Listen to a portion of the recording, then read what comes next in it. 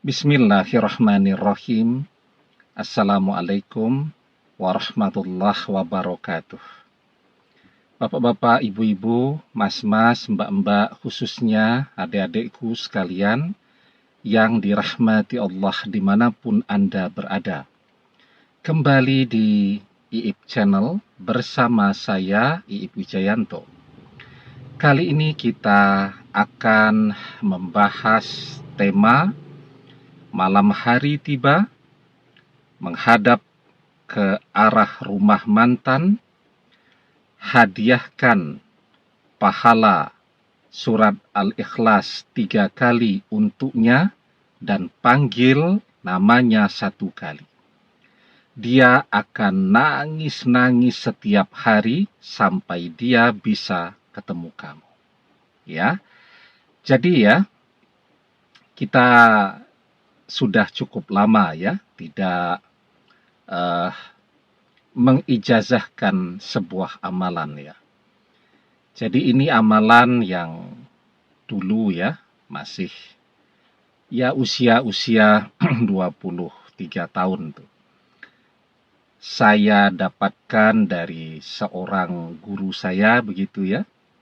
Dan insya Allah ini adalah amalan yang sangat dahsyat ya, yang akan membuat mantan yang sudah melupakan kita akan selalu teringat sampai nangis-nangis kepada kita ya.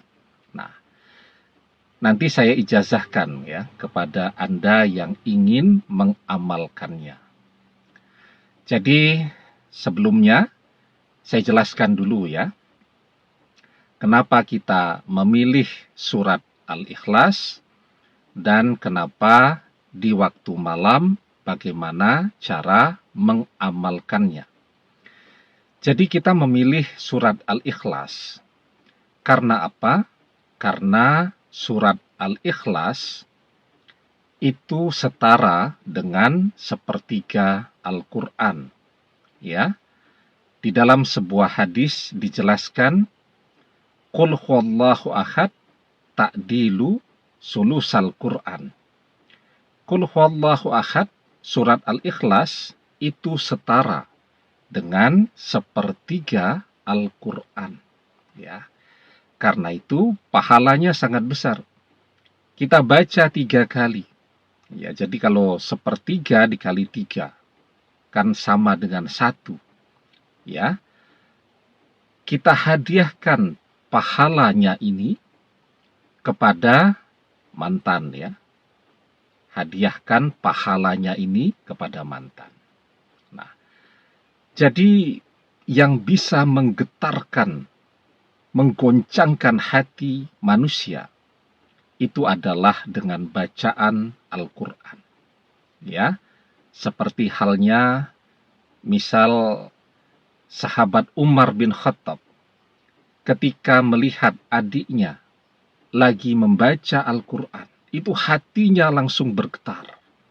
Ya, nah, jadi yang bisa menggetarkan hati manusia itu dengan bacaan Al-Quran.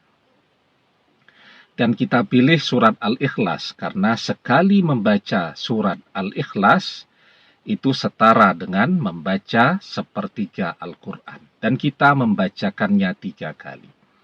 Yang pahalanya itu kita hadiahkan kepada mantan. Nah, sekarang bagaimana tata cara melakukan amalan atau amaliyah ini? Kita tahu semua ya, waktu atau jam tidurnya mantan. Nah, seharusnya tahu ya. Karena dulu kalau chatting malam hari begitu, tahu-tahu mantan menghilang begitu saja. Dia ketiduran. Jadi orang itu sudah punya kebiasaannya masing-masing ya.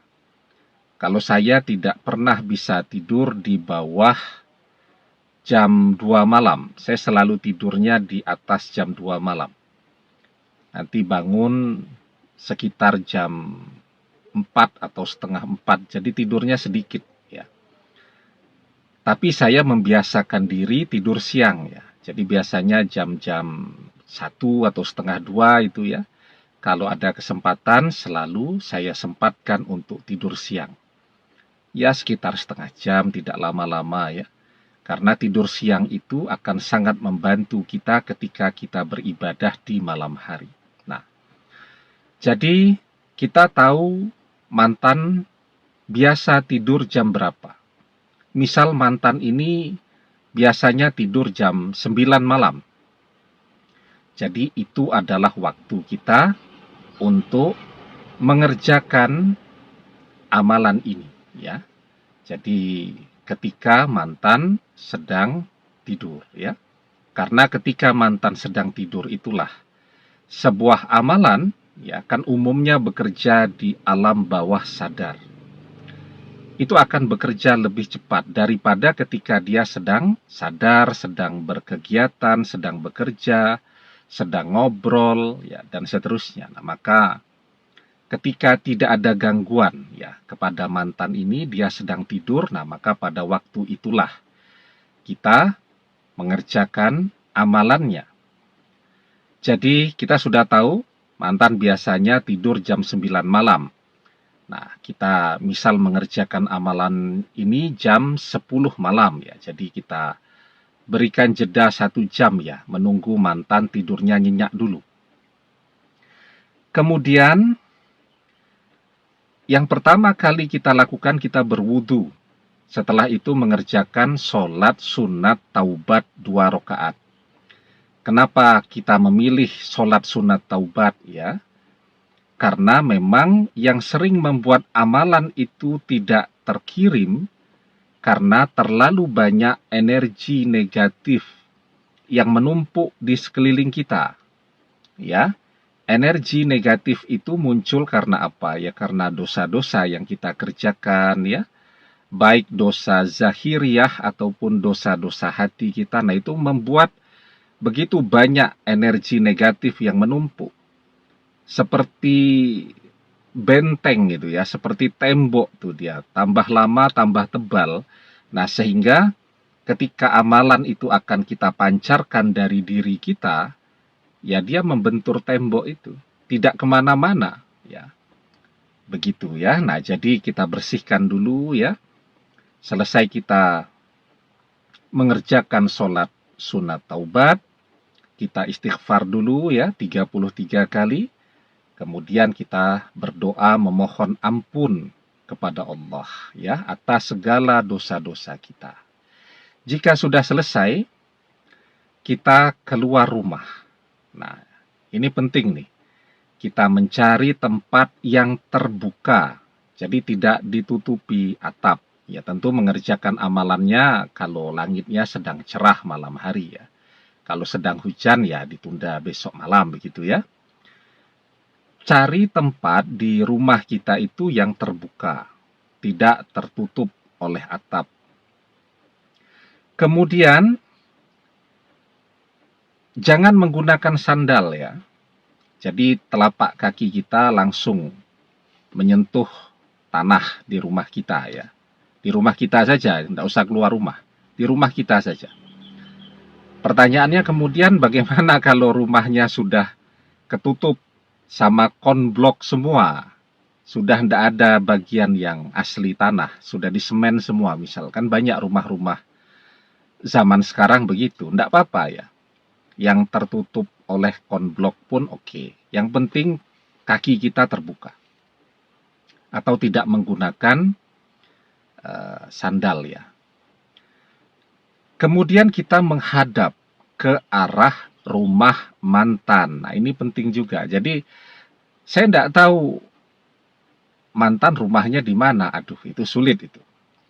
Jadi, memancarkan energinya itu ya kita harus tertuju ya kemana mantan berada. Jadi, menghadap ya ke arah rumah mantan. Kalaupun misal mantan sedang mudik, misal begitu, tidak di rumah, energinya sudah di sana. Ya, jadi ketika mantan pulang ya energinya akan meresap ke dalam diri mantan. Jadi harus menghadap ke arah rumah mantan ya. Nah, kita sudah tahu arah rumah mantan di mana ya kira-kira. Kita berdiri menghadap ke arah rumah mantan di tempat yang terbuka, tidak ada atapnya. Jika sudah selesai, nah sekarang posisi tangan ya, kita bersedekap ya. Bersedekap itu seperti orang sedang menahan dingin tuh, bersedekap. Kemudian kita fokus, kita pejamkan mata, kita fokus. Kita bayangkan mantan sejelas-jelasnya. Jadi bukan cuma wajahnya, mantan. Seluruhnya, dari ujung rambut sampai ujung kaki. Kita bayangkan sejelas-jelasnya. Sampai tai lalatnya di pipi, tai lalatnya di atas hidung. Terbayang semua.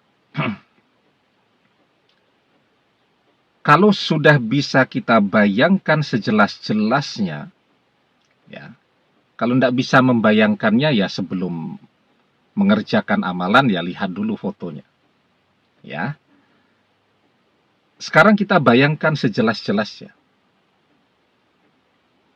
Bayangkan sekarang mantan menangis, minta kembali kepada kita. Ya. Jadi kalau setiap malam bisa kita lakukan, pengaruhnya kepada mantan akan sangat kuat ya. Jadi menguat hari demi hari. Begitu. Tapi harus sabar ya mengerjakan sebuah amalan. Kecuali orang yang sudah sangat terlatih ya. 2-3 malam dia kerjakan amalan, mantannya datang ya. Atau dia diminta membantu orang, datang. Tetapi kalau kita belum terlatih ya mungkin butuh waktu. Kita bayangkan ya. Jadi ketika kita membayangkan itu, kita memancarkan pikiran kita. Dan pikiran ini adalah doa. Ya, jadi kita berdoa.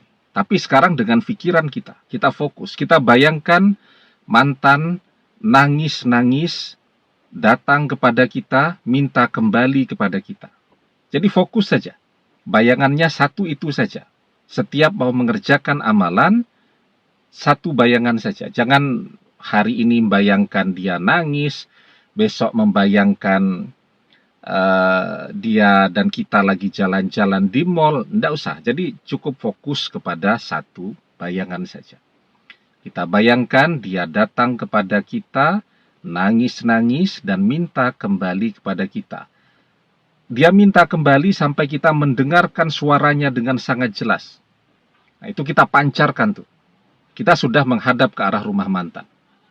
Ya, jadi apa yang kita pikirkan, yang kita bayangkan, sesungguhnya itu kan doa. Ya, seperti yang dijelaskan di dalam sebuah hadis, "Idza tamanna ahadukum falyaksir, fa innama yas'alu rabbahu azza wa jalla." Ketika seseorang berangan-angan, maka perbanyaklah, karena sejatinya dia sedang meminta kepada Rabb-Nya, Allah azza wa jalla. Ya, jadi itu ya, ketika seseorang berangan-angan, maka perbanyaklah, karena sejatinya dia sedang meminta, berdoa kepada Rabb-Nya, Allah azza wa jalla. Nah itu. Jadi sekarang kita berdoa ketika lisan kita kunci dulu. Itu yang berdoa sekarang apa? Hati dan pikiran kita. Kita pancarkan ke alam semesta. Ya. Jika sudah dapat bayangan mantan sangat jelas, terdengar suaranya, dia minta kembali dan nangis-nangis. Nah, sekarang kita kirimkan ya pahala surat Al-Ikhlas yang kita baca kepada mantan. Tapi jangan lupa doa kuncinya. Jadi doa kuncinya hasbunallah wa ni'mal wakil. Ya, dibaca 1 kali doa kuncinya. Kemudian kita niatkan, ya Allah, aku kirimkan pahala bacaan surat Al-Ikhlas 3 kali ini kepada siapa kita sebutnya. ya, namanya kita sebut atau kita panggil, misal namanya Rohmah binti Udin, atau Susi binti Bambang, atau Manda binti Sulis, ya misal begitu. Tapi satu orang saja ya. Jadi tidak bisa tuh kalau satu amalan untuk beberapa mantan, tidak bisa. Satu orang saja. Ya, satu amalan itu untuk satu orang saja. Kalau terlalu banyak mantan yang mau ditarik, ya tidak akan berhasil. Satu ya. Tadi kalau saya sebut beberapa nama kan contohnya saja. Tapi satu nama. Kita panggil nama mantan. Misal tadi, Manda binti Agus, misal begitu. Jika sudah, nah baru kita bacakan surat Al-Ikhlas 3 kali. Jadi tadi ya Allah aku hadiahkan pahala bacaan surat Al-Ikhlas 3 kali untuk Manda binti Sulis, misal begitu. Jika sudah selesai, baru kita baca surat Al-Ikhlas 3 kali. Ya, sambil terus fokus pertahankan bayangan mantan tadi. Jika sudah selesai, ya, kita tarik nafas pelan begitu. Kemudian kita hembuskan juga pelan. Ya, tarik melalui hidung. Kemudian kita hembuskan melalui mulut ya. Pelan begitu ya. Sampai bisa kita rasakan tuh getarannya tuh. Jika sudah selesai, masih dalam posisi bersedekap menghadap ke arah rumah mantan, kaki juga menginjak tanah berdiri ya.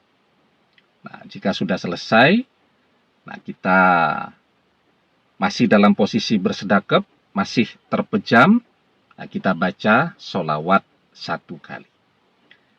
Jika sudah selesai, amalannya sudah selesai dikerjakan. Nah, sekarang pertanyaan kita kan, bagaimana caranya kita bisa tahu kalau mantan nangis-nangis setiap hari, kangen kepada kita? Nah, kita harus mencari tahu. Ada beberapa tanda ya. Jadi misal yang kita rasakan ya. Misal kita bermimpi. Mimpinya sama dengan amalan kita tadi. Kita mimpi mantan nangis-nangis minta kembali kepada kita. Nah, itu tanda bahwa amalan kita sudah bekerja. Atau kalau kita pengen lebih jelas lagi, kita bisa bertanya. Ya, kita bertanya misal kepada teman mantan atau sahabatnya atau saudaranya, mungkin ada yang masih mau bersahabat dengan kita. Kita coba tanya ke dia. Itu lebih jelas tuh, karena mestinya mantan akan cerita kepada mereka. Ya, jadi kalau kita pengen tahu, kita berusaha untuk mencari tahu ya. Kalau pengen tahu yang jelas betul, kita bertanya kepada teman atau sahabatnya. Mestinya mantan bercerita ya, bahwa dia kangen sampai nangis-nangis setiap hari. Tapi belum bisa ketemu kita. Misal karena orang tuanya belum memberikan restunya. Misal begitu ya. Atau bisa juga dengan cara mengintip media sosialnya. Biasanya mantan ceria begitu. Sekarang di media sosialnya itu kelihatan sedih begitu. Postingannya itu puisi-puisi sedih terus. Itu bisa menjadi pertanda bahwa amalan tadi sudah bekerja. Jadi sebuah amalan itu akan menguat dari hari ke hari jika dikerjakan dengan rutin, dengan istiqomah. Ya, insya Allah mengerjakan amalan ini tidak butuh waktu yang lama. Paling lama 10 menit. Ya, kalau kita sudah bisa langsung fokus membayangkan mantan. Ya, paling lama 10 menit. Begitu ya. Nah, jadi insya Allah kalau kita istiqomah, maka amalan kita akan bekerja dan mantan akan segera kembali kepada kita. Ya. Jadi saya ijazahkan amalan ini bagi siapapun yang mau mengamalkannya. Semoga bermanfaat. Semoga mantan bisa menjadi jodoh Anda yang setia selamanya dunia akhirat. Amin. Demikian, semoga bermanfaat. Wallahu a'lam bissawab, billahi taufik wal hidayah. Assalamualaikum warahmatullahi wabarakatuh.